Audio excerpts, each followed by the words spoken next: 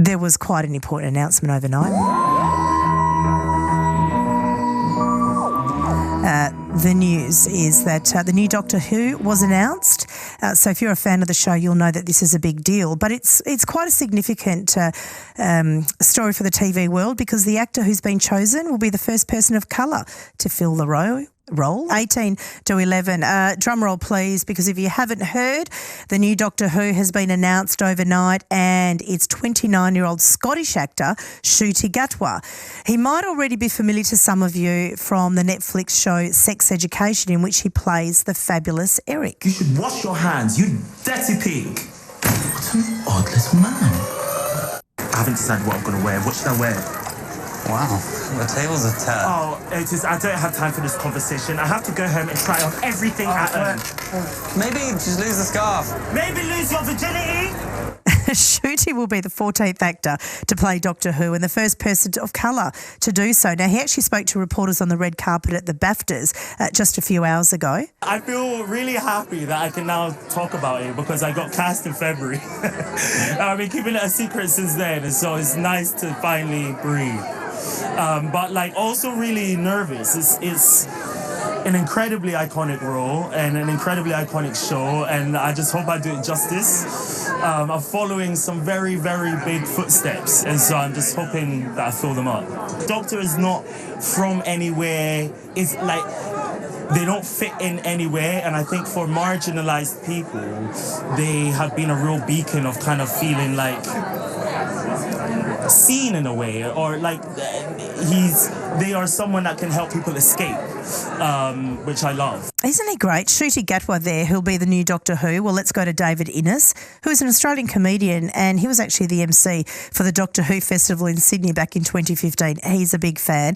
Hello, David. Hello, Nadia. It's a delight to be here. Oh, and thank you so much for talking to me. Are you excited about this? Is this a good choice? Oh, absolutely. The future is here. I'm super excited. The Bad Wolf Productions have cast this wonderful actor, full of charm, full of charisma and talent. You could just hear in those quotes, and I think it's a perfect choice for this iconic role. Well, is it normal for the show to cast a relatively unknown actor in this role, or do they usually go for big names? Oh, no. In fact, probably the two biggest names in Doctor Who were unknown. Matt Smith was relatively unknown before his announcement back in 2009.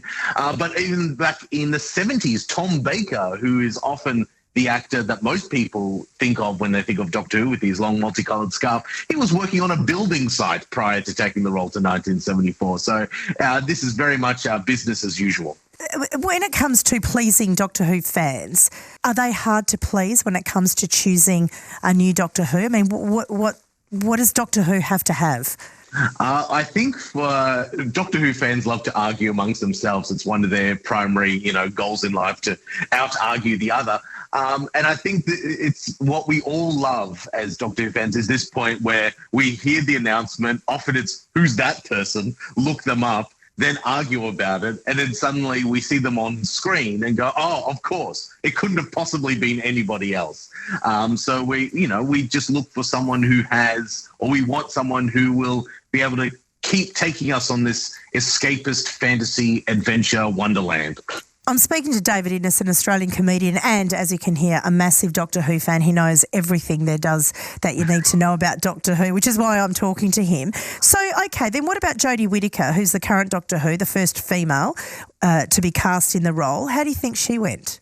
I think Jodie's a really excellent actor, and what I liked about her, she brought a long sought-after vulnerability to the character, which was really refreshing after just having a string of sort of swashbuckling suits, as it were. And what I really liked about her take is also her stories, because we're able to finally explore areas in the series that were a little bit more touchy, like the modern history topics, like the Montgomery bus boycott and those sorts of things that previously weren't really possible in the series. Has that really broken the boundaries going forward? Are we likely, could we then say, after Ncuti, have another female Doctor Who? Oh, definitely. I think, well, in fact, in the the second to last series, we were introduced to a fugitive doctor played by Joe Martin, another mystery doctor that we've never met, who was also a person of colour.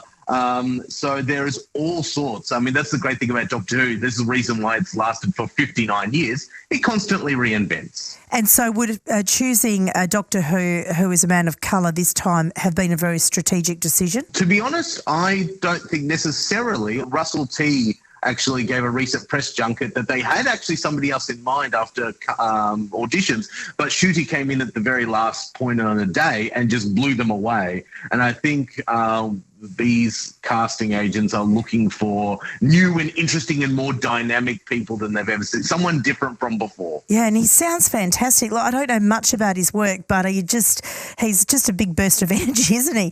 Just explain to me now. Doctor Who first went to air, was 1963, is that right? Correct, 23rd of November, 1963. Of course you would know that. What's the popularity that it can last so long? What is it about Doctor Who? The thing about Doctor Who is that if you boil down to the essence, it's a good versus evil story that features a main lead who's never cruel, never cowardly, never gives up, never gives in. And the series itself just constantly changes and reinvents. It can travel anywhere in time, anywhere in space. And so its format is limitless and it inspires the imagination of hundreds and thousands. But are the storylines limitless? I just think after all that time, surely they've covered everything. Well, definitely not. Again, there's so much to cover because there are different takes, and this is what's great about having someone like Ncuti Gatwa. We then have somebody else who can take a different take. I mean, just think about historical adventures. When we've got a hero as a person of colour, how will they interact with, the very shall we say, European sort of white authorities of the past? These sorts of things. Of course. Yeah. It's opened up a whole new world. Very much so. Hey, great to talk to you, David. I love your enthusiasm. Enjoy. Thank you so much. And I'll probably talk to you in a couple of years when the new Doctor Who is announced. Good I on you. look forward to it, Nadia. Thank you so much, David. How lovely to talk to you. It is 11 minutes to 11.